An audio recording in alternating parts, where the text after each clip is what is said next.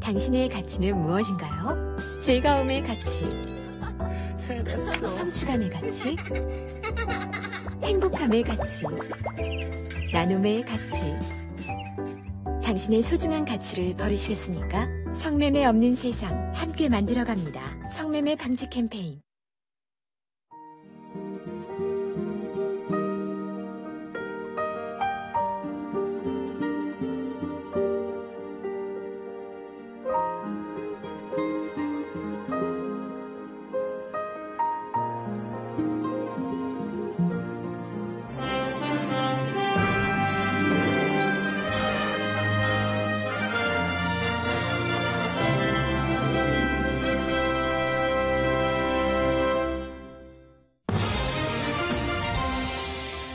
대법원이 오늘 양심에 따라 병역을 거부한 사람들에 대해 형사처벌을 해선 안 된다고 판결했습니다.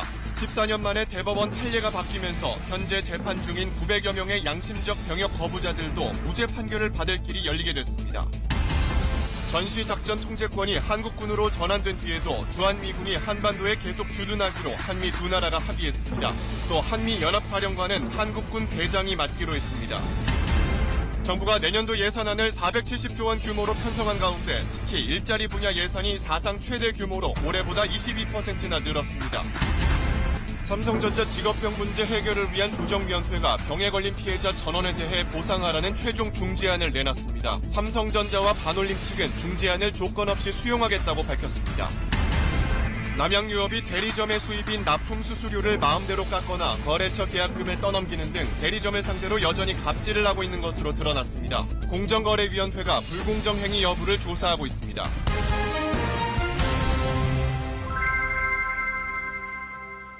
여러분 안녕하십니까? 9시 뉴스입니다. 양심에 따라서 병역을 거부하는 사람을 형사처벌해선 안 된다고 대법원이 오늘 판결했습니다. 헌법재판소의 헌법 불합치 결정에 이어서 대법원 판결이 내려짐에 따라 양심적 병역 거부로 재판을 받고 있는 사람들은 모두 무죄 판결을 받게 됐습니다. 첫 소식 김유대 기자입니다. 14년 만에 다시 대법원 전원합의체 판단을 받은 양심적 병역 거부.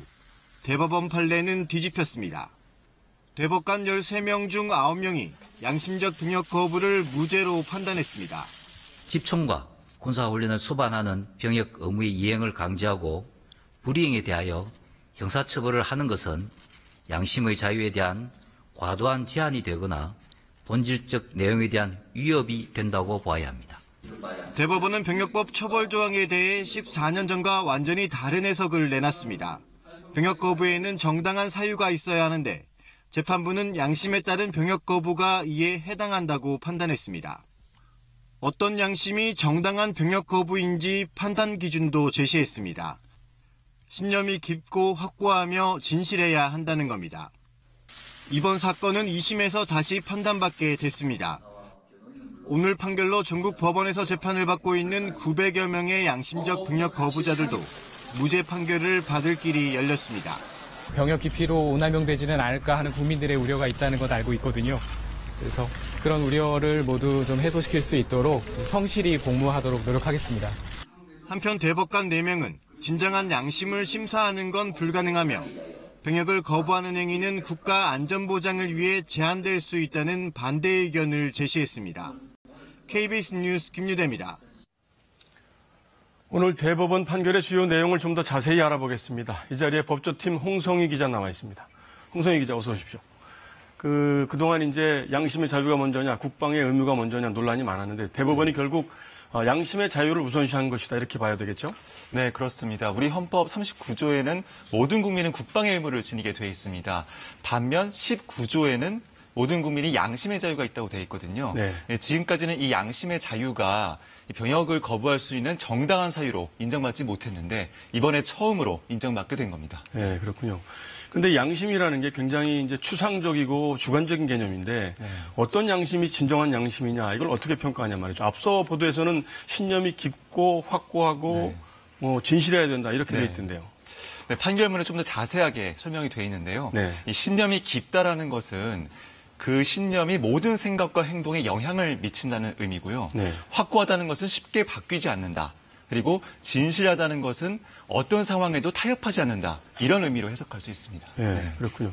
그런데 이제 대법원이 제시한 기준, 신념이 깊고 확고하고 진실하고 네. 이런 개념도 사실 추상적이고 주관적인 개념이란 말이죠. 네. 근데 이거를 어떻게 객관적으로 계량화해서 이게 진정한 양심인지 평가를 할 수 있단 말이죠. 사실 직접적인 방법은 없습니다. 네. 이 간접 사실로 증명을 해야 되는데요. 네. 이 대법원은 이 병역 거부자의 가정 환경이나 성장 과정 그리고 학교 생활들을 두루두루 보라고 하고 있습니다.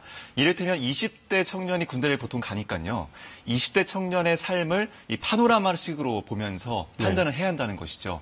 제가 지금 가져온 게 그 양심적 병역 거부 판결문 중에 하나인데요. 네. 사실 3쪽밖에 안 됩니다. 왜냐하면 지금까지는 병역을 이행하지 않으면 자동적으로 유죄였기 때문에 이렇게 판결문이 얇았던 거거든요. 네. 하지만 앞으로는 두루두루 살펴봐야 되기 때문에 판결문도 두꺼워질 수밖에 없어 보입니다. 네, 그렇군요. 그동안 양심적 병역 거부자들이 대부분 이제 종교적인 이유 때문에 거부를 했는데 그러면 종교적인 이유 외에 정치적이라든지 그 밖에 다른 이유로도 병역 거부를 할 수 있게 됐다는 얘기인가요? 네, 그렇습니다. 현재도 이미 이 비종교적인 이유의 양심적 병역 거부자들이 있거든요. 네. 그 이지훈 기자의 리포트를 보면서 좀 더 이야기 나눠보겠습니다. 강제징용 사건 대법원 판결 뒤 환히 웃는 이춘식 할아버지의 뒤에 선 젊은 변호사. 2005년 병역 거부로 옥살이를 했던 임재성 변호사입니다. 종교적 이유가 아닌 평화라는 신념으로 병역을 거부했습니다. 총을 들고 사람을 향해 군사훈련을 하는 것보다는 다른 방식으로 이 사회에 기여하고 싶다. 출소 뒤 변호사가 돼 전쟁 피해자들을 위해 일하고 있습니다. 이 전쟁을 통해서 많은 분들이 죽고 희생당하는 사건들, 유가족들이 사법적 방식 소송을 하면서 이렇게 회복되는 걸 보면서도 병역거부의 선택이 더 맞았다라는 것들을 많이 느껴요. 시민단체에서 일하는 홍정훈 씨. 평화적 신념으로 병역 거부를 선택해 지난해 4월 1심에서 징역 1년 6개월을 선고받았습니다. 어려서부터 가정 환경 자체가 절대로 그런 폭력 행위에 가담해서는 안 된다라는 신념 같은 게 형성되어 있었고 징역도 고통이지만 신념에 맞지 않는 행동을 하는 게 더 큰 고통이라고 말합니다.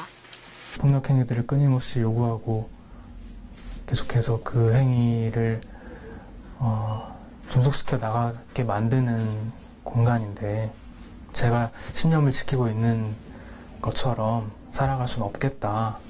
이들은 정신적 기본권 중에서도 양심의 자유가 가장 높은 곳에 위치한다고 말합니다. 꼭 지켜야 될 삶의 원칙, 마음의 소리를 누군가 뒤바꿔선 안 된다고 강조했습니다. KBS 뉴스 이지윤입니다. 네, 이 앞에 열거된 사례들처럼 굳이 이제 종교적인 이유가 아니더라도 개인적인 신념에 따라서 병역을 거부해도 무죄가 될 수 있다 이런 얘기입니까? 네, 맞습니다. 현재 법원에는 900건이 넘는 양심적 병역 거부 사건이 계류돼 있거든요. 네. 이것들을 이제부터 하나하나 다시 따져봐야 됩니다. 검찰도 당장 불기소 처분을 하지는 않고요. 네. 이 사건들에 대해서 대법원의 기준에 맞춰서 이제 기소 여부를 이제 검토해야 됩니다. 네. 개별적인 사건마다 신념이 깊은지 확고한지 진실한지 그렇죠. 따져서 결정을 하겠다는 그렇습니다. 얘기군요. 네. 그렇다면 이제 오늘 판결 이전에 이미 이제 유죄가 확정이 돼서 징역을 살고 나온 사람들이 있지 않습니까? 네. 이분들은 재심을 받아야 되는 겁니까? 어떻게 되는 겁니까? 하지만 현행법상 재심은 불가능합니다. 재심 사유가 아니고요. 그리고 대법원 판결은 현재 진행 중인 사건에만 영향을 미칠 수 있습니다. 하지만 다만 이 사면 가능성이 있습니다. 네. 왜냐하면 그 같은 양심적 병역 거부자인데 누구는 처벌을 받고 누구는 받지 않고 이게 형평성에 맞지 않잖아요. 그렇죠. 현재 그 서울지방변호사회에서도 이 문재인 대통령에게 양심적 병역 거부자의 그 사면을 청원하기도 했습니다. 네. 그러면 지금 재판을 받고 있는 양심적 병역 거부자들은 이제 무죄 판결을 받게 될 가능성이 굉장히 높아진 거죠. 길이 열렸다고 그렇죠. 볼 수 있죠. 그러면 무죄 판결을 받고 나면 병역은 어떻게 되는 겁니까? 네, 이게 좀 오해가 있는 부분인데요. 무죄를 받더라도 병역을 이행해야 됩니다. 네. 2020년부터 이제 대체 복무제가 시행되니까요. 그때부터 이들에 대한 입영 절차가 다시 시작되는 겁니다. 현재 검토되는 안으로서는 그 소방서나 또는 교도소에서 합숙근무를 하는 안이 검토되고 있고요. 네. 복무 기간은 이 현역 육군, 그러니까 18개월 기준으로 했을 때 그 1.5배나 2배 정도로 복무 기간이 정해질 것 같습니다. 네. 홍성희 기자 오늘 설명 잘 들었습니다. 한미 국방당국이 전시작전 통제권이 한국군으로 전환된 이후에도 주한미군이 계속 주둔한다는 데 합의했습니다. 또 전작권 전환 이후에는 한미연합사령부의 사령관을 한국군이 맡기로 했습니다. 이철호 기자의 보도입니다. 총리급 예우에 해당하는 19발의 예포 속에 한국 국방장관이 사상 처음 미 국방부 의장대를 사열합니다.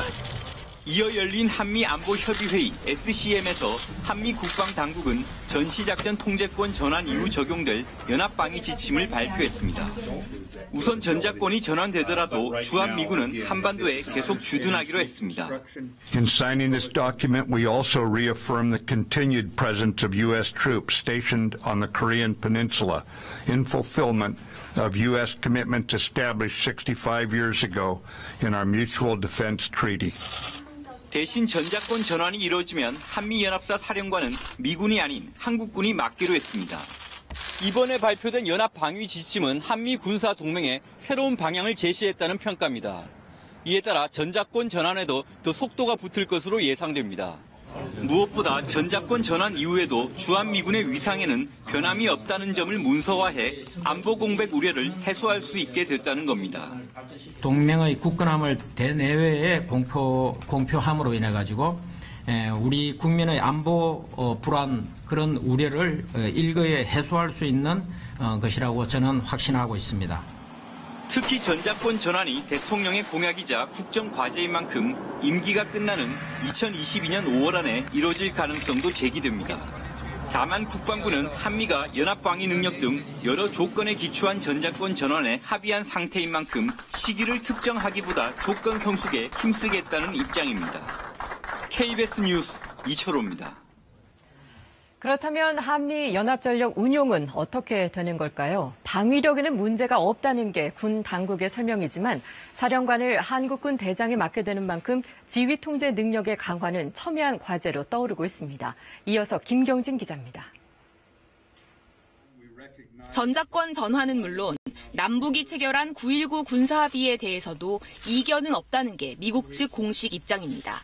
We have a very close consultation between us on all these issues. Do you support the agreement? Yes. 긴장 완화를 위해 연합 공중훈련 비질런트 에이스를 유예하는 안도 최종 확정됐습니다. 올해 벌써 4번째로 연합훈련 유예는 북한의 비핵화를 위한 외교적 노력에 동참하는 조치입니다. 이번 합의에 따라 전작권 전환 준비 작업도 본격화됩니다.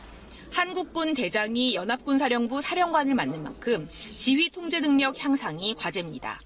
전시 등 유사시 한미연합사령관은 한반도 내의 6해 공군을 모두 지휘할 수 있는데 해군과 공군의 구성군 사령관은 미군이기 때문입니다. 현재도 한반도에 전개되는 미국 공군 전력은 대부분 미 7공군 사령부의 지휘를 받고 있고 해군도 함대별 지휘체계를 따르는 만큼 향후 관계를 어떻게 설정하느냐가 과제입니다. 내년에 최초 작전 운용 능력 평가, IOC 평가를 하고 그 결과를 기초로 연합방위력을 지속 유지해서 전작권 전환 준비 노력을 체계적이고 적극적으로 군 당국은 태국 훈련 등의 독자 훈련을 통해 한국군의 지휘 능력을 강화한다는 방침입니다. 한미연합군은 또 중소규모의 연합훈련은 지속하면서 전작권 전환을 차질 없이 추진한다는 계획입니다. Only part of the exercise have been suspended. It's not like we've shut down all the collaborative exercises that we have going on. 전작권 전환 이후 굳건한 연합 방위 태세에는 변함이 없을 것이라는 게 군 당국의 설명입니다. 다만 연합군 운용에 있어 미군이 주도하는 개념에서 지원하는 개념으로 바뀐 만큼 한국군의 부담은 더 늘어날 것으로 보입니다. KBS 뉴스 김경진입니다. 남북이 적대 행위를 중지하기로 한 첫날인 오늘 서해 북방 한계선 NLL 인근에서는 북한이 해안포의 포문을 폐쇄한 모습이 확인됐습니다.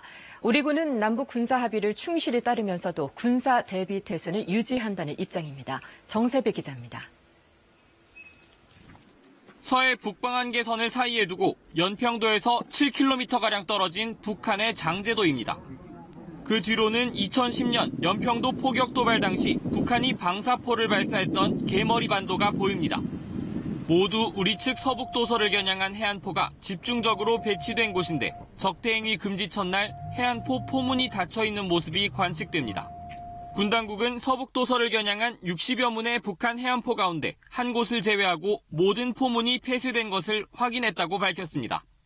나머지 한 곳은 북측이 즉각 조치하겠다고 밝혔다며 포문에 결함이 생긴 것으로 보인다고 설명했습니다.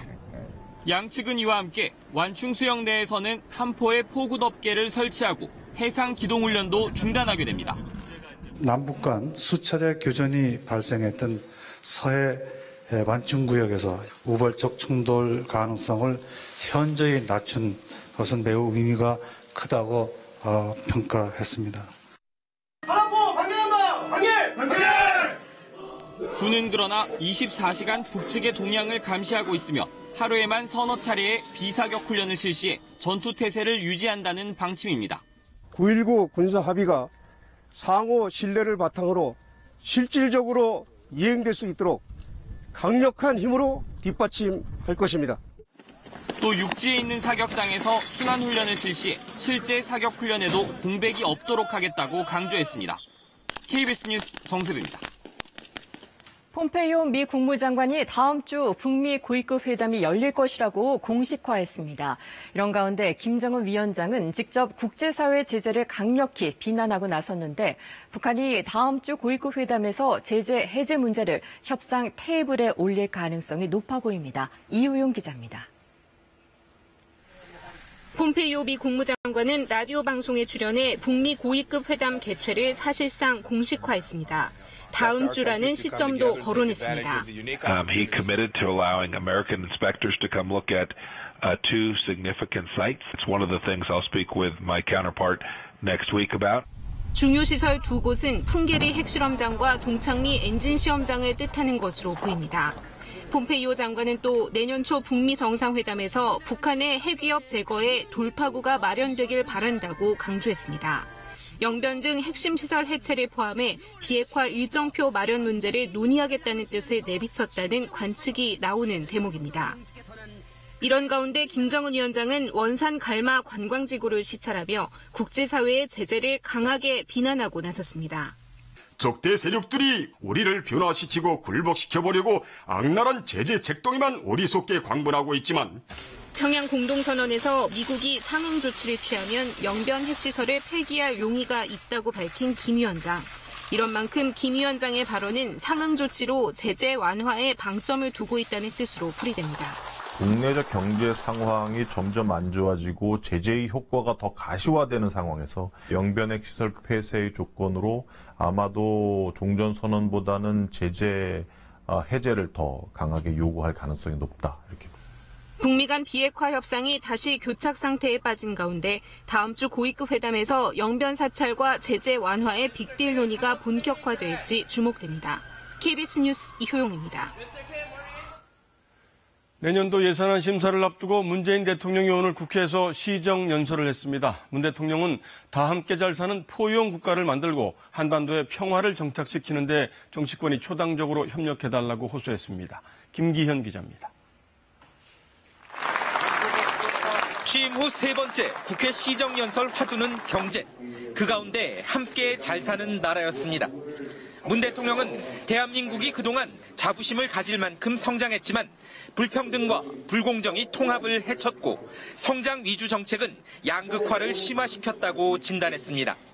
이 때문에 현 정부 기조인 소득주도 성장과 혁신 성장, 공정 경제가 앞으로도 지속돼야 한다며 내년 예산안은 포용 국가를 향한 중요한 첫걸음이라고 강조했습니다. 사회 안전망과 복지 안에서 국민이 안심할 수 있는 나라가 되어야 합니다. 국민 단 한 명도 차별받지 않는 나라가 되어야 합니다. 이를 위해 일자리와 혁신 성장 지원, 사회 안전망 확충, 국민 안전과 삶의 질 향상에 정부 지출을 대폭 늘리겠다는 뜻도 분명히 했습니다. 특히 남북미 간 신뢰를 바탕으로 비핵화와 평화를 이뤄낼 것이라며 그 과정에 국회가 꼭 함께 해달라고 요청했습니다. 우리에게 기적같이 찾아온 이 기회를 반드시 살릴 수 있도록 힘을 모아주시기 바랍니다. 우리가 이 기회를 놓친다면 한반도의 위기는 더욱 정폭될 수밖에 없습니다. 35분 동안 계속된 시정연설에 여당은 20차례 넘게 박수로 화답했지만 자유한국당과 바른미래당은 통탄과 실망 등 표현으로 비판했습니다. KBS 뉴스 김기현입니다. 정부가 편성한 내년도 예산안은 역대 최대 규모인 470조 5천억 원입니다. SOC, 즉 사회 기반 시설을 제외한 전 분야에서 예산이 확대 편성됐습니다. 특히 일자리 분야 예산이 23조 5천억 원으로 올해 예산보다 22%나 늘었습니다. 정부와 여당은 외환 위기 시절에 버금가는 고용 대란을 극복하기 위해서 재정 투입을 확대하는 게 불가피하다는 입장입니다. 그러나 야당에선 단기 아르바이트 일자리만 늘리는 언발의 오줌 누기식 처방이라며 대폭 삭감하겠다고 벼르고 있습니다. 내년도 예산안 심사 핵심 쟁점으로 떠오른 일자리 예산 주요 쟁점을 최형원 기자가 짚어봤습니다. 만 12살 이하의 자녀를 둔 가정에 돌보미가 직접 방문해 육아를 도와주는 아이돌봄 서비스 사업. 올해 1,083억 원의 예산이 투입됐는데 내년엔 2,245억 원으로 2배 이상 늘어납니다. 돌봄이 7천 명이 추가 채용되며 수혜 가구도 올해 4만 6천 가구에서 9만 가구로 늘어날 전망입니다. 일자리 예산 23조 5천억 원 가운데 이처럼 직접 일자리를 만드는 데 쓰이는 돈은 3조 7,800억 원. 지난해보다 5,800억 원 늘었습니다. 아이 돌봄이나 보조교사, 노인 일자리 등 취약계층 일자리 90만 개가 만들어질 걸로 기대됩니다. 하지만 이렇게 만들어지는 일자리 대부분은 시간제나 임시직입니다. 자리 자체가 몇 달짜리 단기 알바이기 때문에 이 일자리 사업을 통해서 소비가 막 늘어난다든지 하는 이런 거는 기대하기 어렵다고 봅니다. 직접 일자리 비중이 과도하다는 비판도 제기되지만 전체 일자리 예산에서 직접 일자리가 차지하는 비중은 16.1%로 예년과 비슷한 수준입니다. 예산이 가장 많이 늘어난 분야는 고용 장려금으로 지난해 대비 2조 1,300억 원 증가해 전체 증가분의 절반을 차지했습니다. 실업자 지원 분야도 지난해보다 1조 3,400억 원 늘었습니다. 경제 전반에 걸친 산업 구조조정과 맞물려 간접 지원 예산이 늘어나고 있는 겁니다. 일자리 예산 지원이 이제 그 산업 구조조정, 창의성 증대 이런 것이 함께 가는 좀 투자적인 역할이 필요하지 않을까 생각합니다. 또 일자리 예산이 투입되는 사업 상당수가 예년부터 해오던 사업들인 만큼 재정 투입 효과와 집행률 등을 고려해 증감 여부를 결정할 필요가 있다고 전문가들은 조언했습니다. KBS 뉴스 최영원입니다. 한때 세계 최강이었던 한국 조선업이 중국의 저가 공세에 밀리면서 1위 자리를 뺏긴 지 오래입니다. 그런데 올해는 선박 수주 물량이 대폭 늘어나서 7년 만에 다시 1위 자리를 탈환할 것으로 보입니다. 그러나 아직도 조선업계 불황이 끝나지 않은 데다가 구조조정 작업도 진행되고 있어서 장밋빛 전망을 내놓기는 좀 이르다는 분석이 나오고 있습니다. 박원기 기자입니다. 액화천연가스 LNG를 운반하는 대형 쇄빙선입니다. 친환경 에너지 수요가 늘며 전 세계 LNG선 발주량도 지난해 17척에서 올해 44척으로 늘었습니다. 이 가운데 39척을 국내 조선업체 3곳이 따냈습니다. 중국 전수 대비 조금 차별화된 포인트이기 때문에 그런 관점에서 우리나라가 수주에서 조금 당분간 우위를 가지고 있지 않느냐 그렇게 보여지고 있습니다. 이런 회복세에 힘입어 올해 국내 조선업체의 세계 선박 수주 점유율은 45%를 차지했습니다. 이대로라면 2011년 이후 중국에 뺏긴 1위 자리를 7년 만에 되찾게 됩니다. 하지만 2016년 최악의 수주 절벽에 따른 불황의 그늘이 여전히 짙습니다. 경남 거제시만 해도 조선업계 직원이 3년 전 9만 2천 명에서 현재 5만 명 아래로 급감했습니다. 조선업 구조 조정도 현재 진행형이어서 현대중공업은 유휴인력 2천 명의 활용 여부를 놓고 노사가 대립하고 있습니다. 각사가 채권단에 제출한 자구 계획안대로라면 대우조선해양은 1,000명, 삼성중공업은 2,000명을 올해 안에 감원해야 합니다. 올해 수주가 늘었다지만 선박을 인도해야 대금을 완전히 받을 수 있는 조선업 특성상 곧바로 실적 개선을 기대하기도 어렵습니다. 수주 효과가 수출 효과로 이어지기까지는 한 2년 정도 소요되는데 그동안 조금 수주들이 좋아서 내년 한 중반기부터는 수출에 긍정적인 영향을 미칠 걸로 보여집니다. 지난달 수출 실적을 봐도 자동차 등 주요 품목은 1년 전보다 늘었지만 선박은 55% 감소했습니다. 8달째 마이너스에서 벗어나질 못하고 있습니다. 정부는 이에 따라 금융지원 강화를 주 내용으로 하는 조선업 활성화 대책을 이달 중순에 내놓을 계획입니다. KBS 뉴스 박원기입니다. 이렇게 경제 지표가 계속 악화되자 청와대가 경제사령탑인 김동연 경제부총리와 장하성 정책실장 교체를 검토하고 있습니다. 이미 후임 인선 작업도 진행되고 있는 것으로 알려졌습니다. 다만 대통령 결심이 서지 않아서 교체 시기는 아직도 유동적입니다. 김지선 기자입니다. 혁신성장 관계장관 회의에서 김동연 경제부총리는 우리 경제의 대외 위험 요인이 확대되고 있다며 구조 개혁을 강조했습니다. 긴 시기에서 우리 경제의 구조 개혁에 대한 길을 가야 할 거란 생각을 합니다.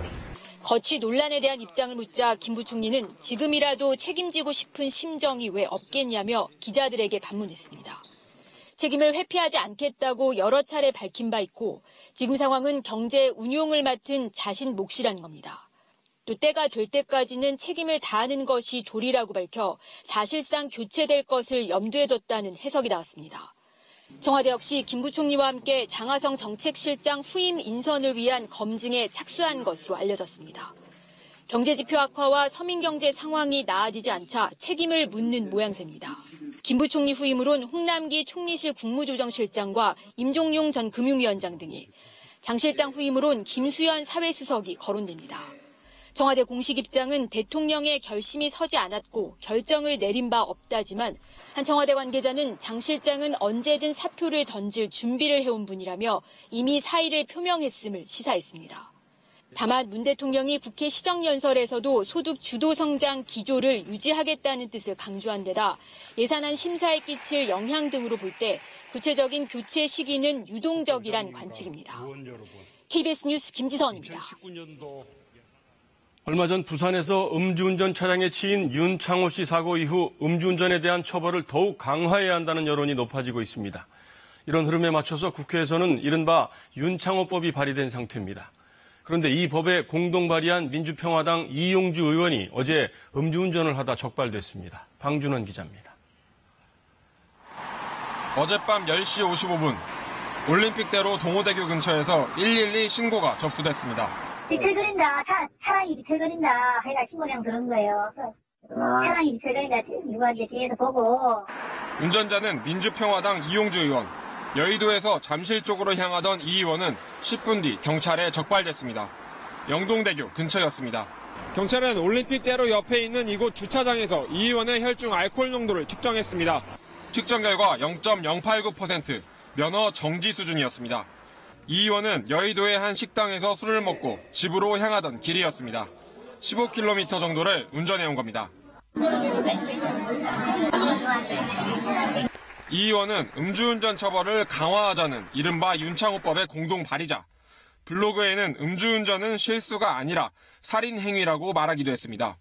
그 기사를 접하고 저희 모두 다 되게 참담한 심정이었던 것 같아요. 이거를 어떻게 더 해야 하나, 그 동의를 해주신 분께서도. 이 의원은 윤창호법 발의자로서 창피하다며 사죄한다고 말했습니다. 정말로 죄송하고 송구스럽게 생각합니다. 다시는 이런 일이 있지 않도록 자숙과 반성의 시간을 갖도록 하겠습니다. 이 의원이 발의한 개정안에 따르면 이 의원은 1년 이하의 징역이나 500만 원 이하의 벌금에 처해집니다. KBS 뉴스 방준원입니다. 회사 전 직원에게 무자비한 폭행을 휘두르는 등 엽기적인 행각으로 큰 물의를 빚고 있는 한국미래기술 양진호 회장이 오늘 사과문을 발표했습니다. 본인의 모든 업무에서 손을 떼겠다고 밝혔습니다.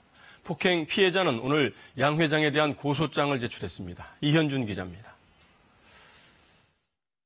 회사 전 직원을 폭행하고 기행을 일삼는 영상이 공개되면서 물의를 빚고 있는 양진호 한국미래기술회장. 양 회장이 자신의 페이스북 계정에 장문의 사과문을 올렸습니다. 오만과 독선으로 인해 상처받았을 직원들에게 사죄한다면서 본인이 맡고 있는 모든 업무에서 손을 떼겠다고 밝혔습니다. 자신의 사과문은 피해자들을 찾아가 사죄하기 전에 같은 일을 반복하지 않기 위한 의지의 표명이라고 주장했습니다. 하지만 양 회장은 피해자 측에 따로 연락하지 않았고 여전히 모습을 직접 드러내진 않고 있습니다. 여기 저기 나올 사람은 나같이도 안 오지. 항상 걔도 한 달에 한두 번이나 올까 말까 했어. 폭행 피해자는 대리인을 통해 경찰에 고소장을 제출했습니다. 사건이 흐지부지되면 이후 혹시 있을지 모를 보복 때문에 피해자가 두려워하고 있다고 대리인은 전했습니다. 고소를 하거나 신고를 하면 나중에 혹시라도 보복이 들어온다 하더라도 가중처벌이 되기 때문에 보호 차원에서 일단은 고소를 진행했습니다.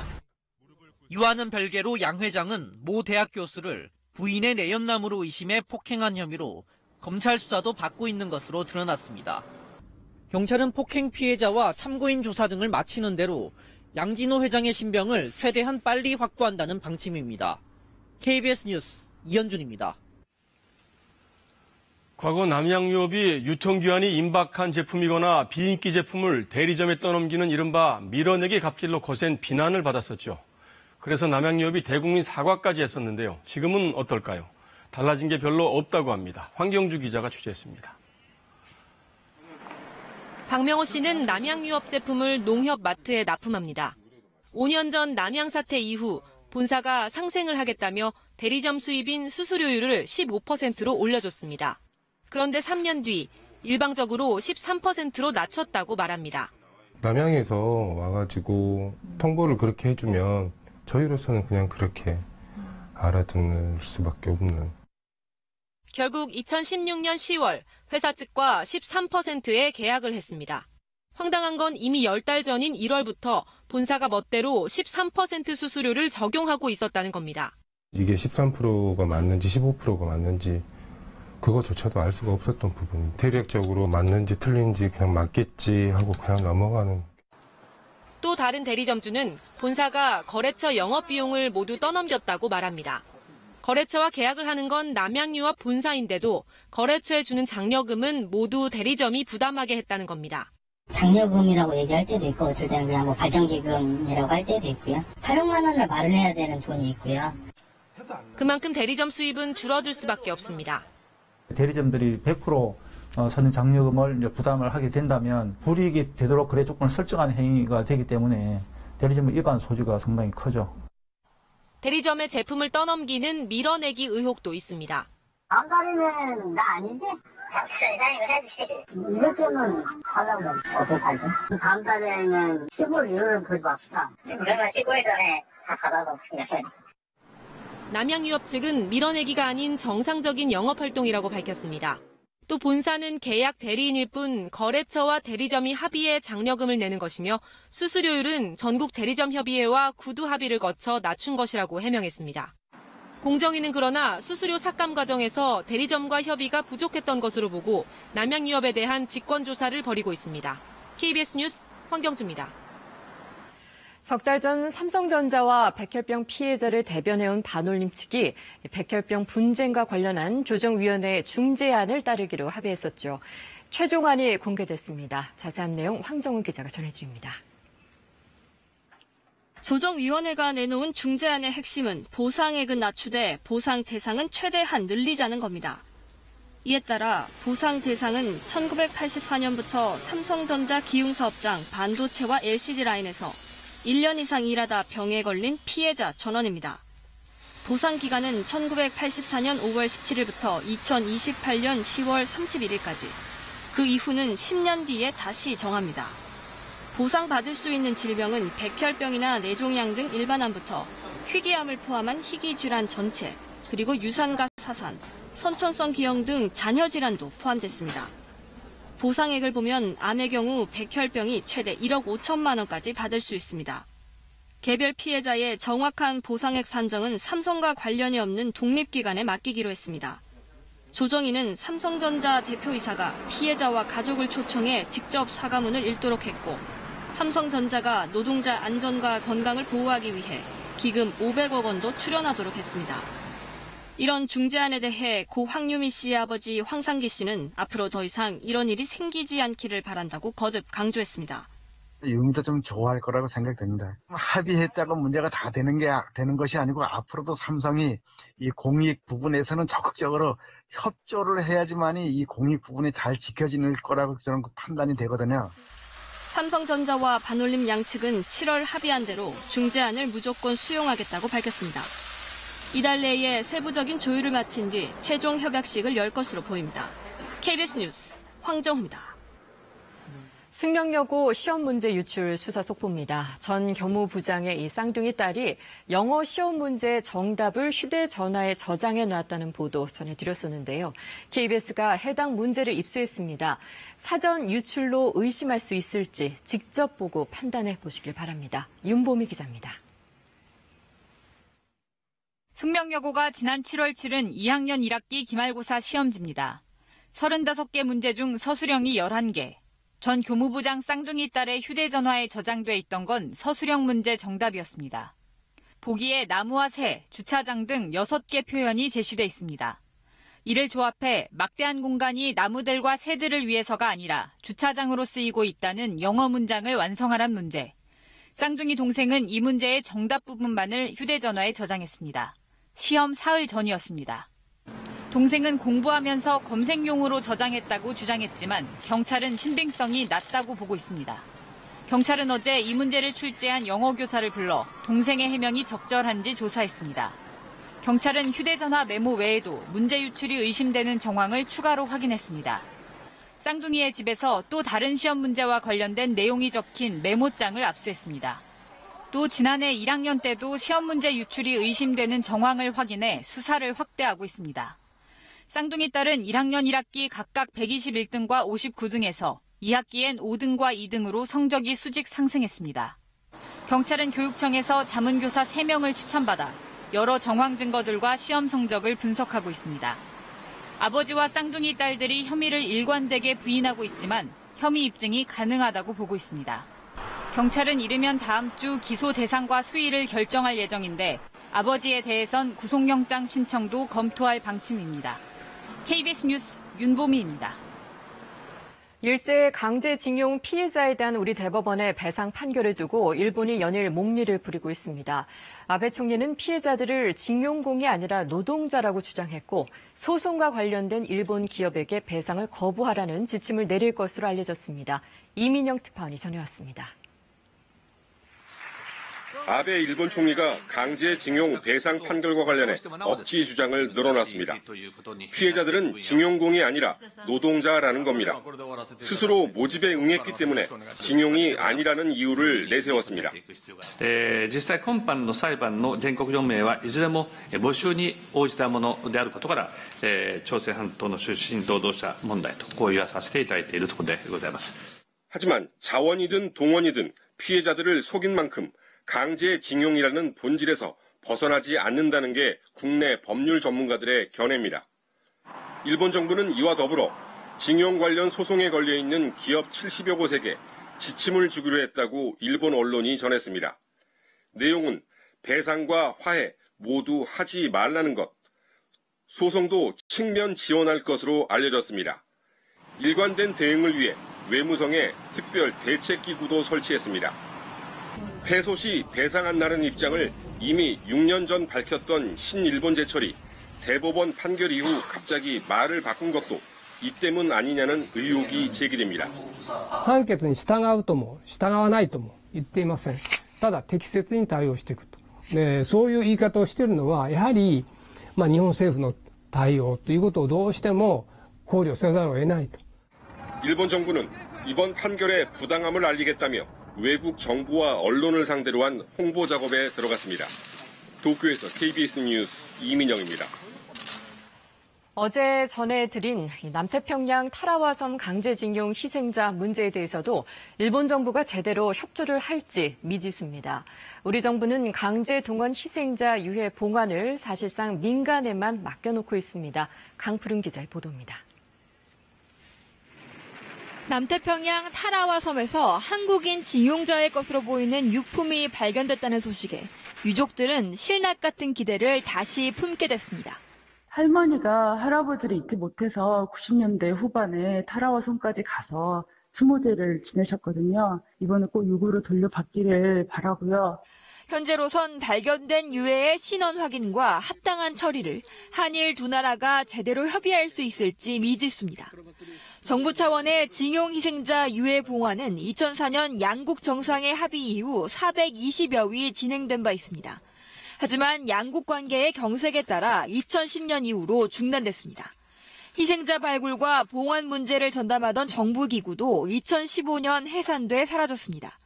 이제는 행정안전부 산하기관 직원 10명이 관련 업무를 맡고 있을 뿐입니다. 몇몇 민간단체가 소규모로 유해 봉환 사업을 해오고 있습니다. 두 나라 민간 차원의 접촉만으로는 실태 파악부터 신원 검증까지 어려움이 한두 가지가 아닙니다. 컨트롤 타워가 반드시 필요한 것이죠. 그것이 2015년도에 없어진 대량인증기 피해조사지원위원회입니다. 그래서 반드시 부활돼야 됩니다. 우리 정부가 서둘러 손을 쓰지 못한다면 일제강점기 해외로 끌려가 숨진 피해자들의 원호는 영영 고국을 찾지 못할 위기입니다. KBS 뉴스 강푸른입니다. 요즘 어린 자녀나 반려동물이 집에 잘 있는지 확인하기 위해서 가정용 CCTV 설치하는 분들 많으신데요. 이 CCTV가 누군가의 원격 조정으로 몰래카메라로 돌변해서 피해자가 속출하고 있습니다. 최유경 기자가 취재했습니다. 고양이 2마리를 키우는 31살 김은정 씨. 2년 전 인터넷 연결 CCTV인 IP 카메라를 설치했습니다. 비유야, 안녕. 촬영 방향을 원격 조절하며 고양이 상태를 수시로 확인해 왔습니다. 그런데 올 4월 소름 끼치는 일을 겪었습니다. 저는 거실에서 밥을 먹고 있었고 분명히 카메라는 다른 쪽을 보고 있었는데 약간 저를 찾듯이 갑자기 얘가 움직이더라고요. 근데 이걸 누군가 IP 카메라를 해킹해 원격 조작했던 겁니다. 사각지대가 거의 없어요. 얘가 찍을 수 있는 범위가 굉장히 넓어가지고 사실 저도 거실에 설치한다고 했는데 침실까지 다 찍히거든요. 그런 거. 경찰 수사 결과 최근 4년 동안 IP 카메라 4,900여 대가 같은 방식으로 해킹됐습니다. 피의자는 10명, 모두 남성. 피해자는 대부분 여성이었습니다. 압수된 동영상은 2만 7천여 개나 됐습니다. 보통 집에 있을 때 이렇게 옷 같은 거를 잘 갖춰 입고 있지 않잖아요. 애들이 또 침대에서 옷도 갈아입을 경우도 있고 그런데. 다만 유포되지는 않은 것으로 보인다고 경찰은 밝혔습니다. 현재 시판 중인 제품 수는 최소 400여 개에 이릅니다. 이 가운데 30%가량이 보안이 매우 취약한 것으로 최근 조사됐습니다. 혹시 모를 해킹을 막으려면 구입 직후 초기 비밀번호를 변경하는 게 중요합니다. 이것만으로는 완벽한 예방이 힘든 만큼 사용하지 않을 때는 렌즈를 가리는 게 좋습니다. KBS 뉴스 최유경입니다. 경남 거제에서 50대 여성이 20대 남성에게 무차별 폭행을 당해서 숨진 사건 어제 전해드렸는데요. 이 남성에 대해서 경찰은 상해치사 혐의를 적용했는데 검찰은 고의성이 있다고 보고 살인 혐의로 구속 기소했습니다. 경찰의 초동 수사를 놓고 논란이 일고 있습니다. 최진석 기자입니다. 살려달라고 하는 여성을 마구 때리고 끌고 다니다 도로변 경계석에 내동댕이 치기까지 합니다. 폐지를 줍다 무차별 폭행을 당한 58살 여성은 5시간 만에 숨졌습니다. 경찰은 가해자 20살 박모 씨를 상해치사 혐의로 검찰에 넘겼습니다. 술에 취해서 전혀 기억이 나지 않는다는 진술이 이런 신빙성이 있어서 이 모든 점을 고려해서 살인의 고의성이 있다고 보기에는 증거가 부족해서 상해치사 혐의를 의유를 하였습니다. 그러나 검찰의 판단은 달랐습니다.